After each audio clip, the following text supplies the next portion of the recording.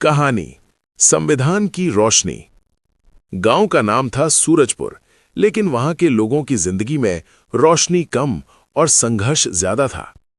कच्चे घर, धूल भरी सड़कें और साधारण लोग, लेकिन इन्हीं लोगों के दिल में बसता था एक गहरा देश प्रेम।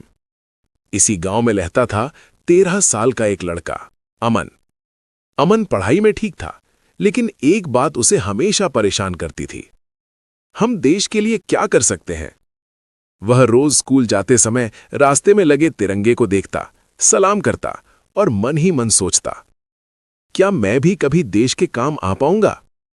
एक दिन स्कूल में मैडम ने कहा, बच्चों, 26 जनवरी आने वाली है, कोई बताएगा हम इसे क्यों मनाते हैं? कुछ बच्चों ने कहा, मैडम छुट्टी होती है। किसी ने कहा, झंडा फहराते हैं। लेकिन असली वजह कोई नहीं बता पाया। मैडम ने गंभीर होकर कहा, अगर हमें अपने त्योहारों का मतलब नहीं पता तो आजादी का महत्व कैसे समझेंगे? अमन चुप बैठा रहा, लेकिन उसके मन में हलचल मच गई। घर लौटकर अमन सीधा अपने दादाजी के पास गया। दादाजी बरगद के नीचे खाट पर बैठे अखबार पढ़ रहे थे। अमन बोला, दादू, हम 26 जनवरी क्यों मनाते हैं? सब कहते हैं, लेकिन कोई ठीक से समझाता नहीं।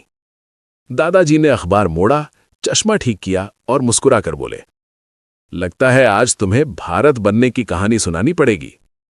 अमन उत्सुक होकर पास बैठ गया। जब भारत सच में आजाद हुआ। दादाजी बोले, बेटा, 15 अगस्त 1947 को भारत आजाद तो हो गया, लेकिन उस समय भी हम पूरी तरह अपने नियमों से नहीं चल रहे थे। अंग्रेजों के बनाए कानून अभी भी देश चला रहे थे। देश को जरूरत थी अपने संविधान की, एक ऐसी किताब जो बताए कि देश कैसे चलेगा, जनता के अधिकार क्या होंगे और सरकार की जिम्मेदारी क्या होगी। अमन ने पूछा, तो वो किताब किसने बनाई? दादाजी की आवाज में गर्व था। डॉक्टर भीमराव अंबेडकर ने। उनके साथ देश के कई महान लोगों ने दिन रात मेहनत की। संविधान बनाने में 2 साल 11 महीने 18 दिन लगे। अमन हैरान रह गया, इतना समय सिर्फ एक किताब के लिए?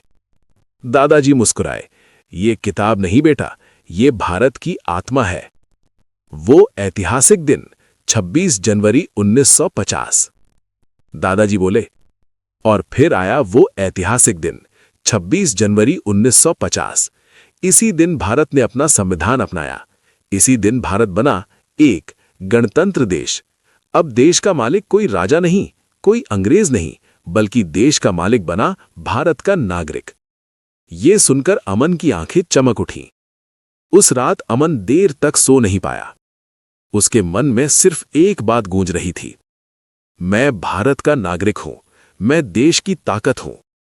उसने मन ही मन तय कर लिया, मैं खूब पढ़ूंगा, अपने अधिकार भी जानूंगा और अपने कर्तव्य भी निभाऊंगा। अगला दिन मंच पर अमन। 26 जनवरी के दिन स्कूल में समारोह था। मैडम ने कहा, आज कोई बच्चा गणतंत्र दिवस पर बोलेगा? इस बार अमन का हाथ सबसे पहले उठा। मंच पर जाकर उसने कहा, गणतंत्र दिवस हमें याद दिलाता है कि भारत किसी राजा से नहीं, बल्कि संविधान से चलता है।